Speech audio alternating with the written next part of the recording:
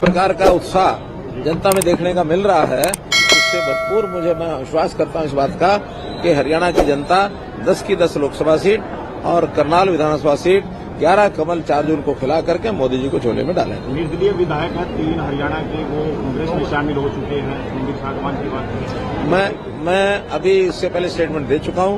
पहली बात तो वो शामिल नहीं हो सकते। जिस दिन शामिल होने की बात करेंगे उस दिन उनकी सदस्यता चली जाएगी। मैं इसलिए कह रहा हूं शामिल नहीं हो सकते। दूसरी बात, ये राजनीति का अखाड़ा ये कई दिन चलना है। बहुत से लोग हमारे संपर्क में हैं, वो चाहे जेजेपी के हों चाहे कांग्रेस के हों, वो अपने घर को संभाल के रखें, वरना वो चाहें तो उनके 30 विधायक आए मैदान में, देखेंगे क्या होना है। इसलिए किसी प्रकार का किसी नेता का नाम नहीं बताया, लेकिन धर्मपाल गोंदर कहते हैं बीजेपी के नेता ने मेरा कोई भी काम नहीं किया जब भी मैंने सड़कों का मुद्दा उठाया। जितने काम इस नीलोखड़ी विधानसभा के मैंने करवाए हैं, मेरे पास पूरी लिस्ट है और उस लिस्ट को उजागर करने के लिए मैं तैयार हूं, लेकिन करना इसलिए नहीं है कि उनके कारण से नहीं कराए। हमने तो जहां कांग्रेस के विधायक थे वहां भी विकास के काम कराए हैं। हरियाणा में कम से कम 9.5 साल में कोई भी लोग ये नहीं कह सकते किसी विधानसभा से हमने कोई भेदभाव किया है।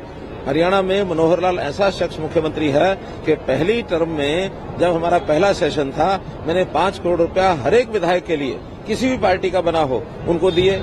दूसरी टर्म में पहला जो सत्र था उसमें 5 करोड़ रुपए फिर से दिए, केवल इसलिए कि जनता के विधायक बन के आए हैं। पार्टियां कोई भी हों, आखिर जिस पार्टी का चुन के आया है उसकी विशेषता है, जिसका नहीं चुन के आया है उसकी कमी रह गई है। हम अपनी पार्टी में जहां नहीं चुन पाए अगली बार प्रयत्न करेंगे और हम इस बार प्रयत्न करेंगे।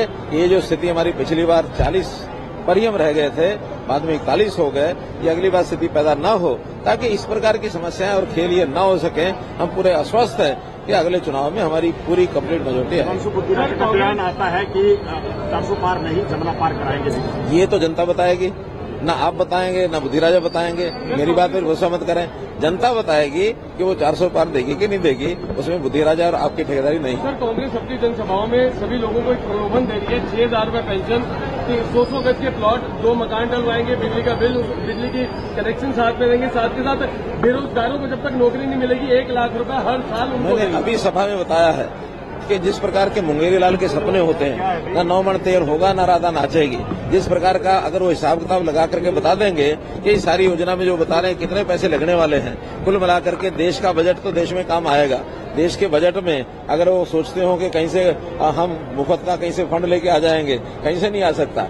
और हमारी जनता, देश की जनता, प्रदेश की जनता, ये एक जमीर वाली जनता है। मुफ्त का खाने के बजाय ये तो आम आदमी में है, बहस में भी कह देते हैं, भैया तेरे बाप का दिया नहीं खाता, मैं अपना खाता हूँ। इसलिए कमा करके खिलाना ये मोदी जी की योजना है, नीति है कि लोग काम करेंगे, मेहनत करेंगे, हमारी बहनें लखपति दीदी बनेंगी, ताकि अपना जो रोजगार वो करती हैं सेल्फ हेल्प ग्रुप से, उसको बेचने के लिए, उसकी मार्केट के लिए उपलब्ध कराएंगे, नए उत्पाद देंगे। हमारे नौजवान जो हैं बेरोजगार हैं, उनमें जो नौकरी, जो अच्छी टैलेंट वाले हैं, उनको सरकारी नौकरी देंगे। जिनका उसमें बारी नहीं आएगी उनको हम कोई टैलेंट सिखाएंगे, उनकी स्किलिंग कराएंगे और उनको लोन दिलाएंगे, उनका काम कराएंगे। हमारे यहाँ बहुत योजनाएं हैं, स्टैंड अप योजना, स्टार्टअप योजना।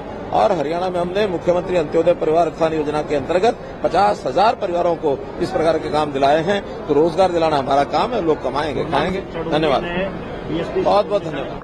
हंगामा टाइम्स की तमाम खबरों को देखने के लिए हंगामा टाइम्स को सब्सक्राइब कर लीजिए और बेल आइकन दबा लीजिए। अगर आपको ये वीडियो अच्छा लगा हो तो लाइक बटन प्रेस कर अपनी प्रतिक्रिया हमारे कमेंट बॉक्स में देना मत भूलें।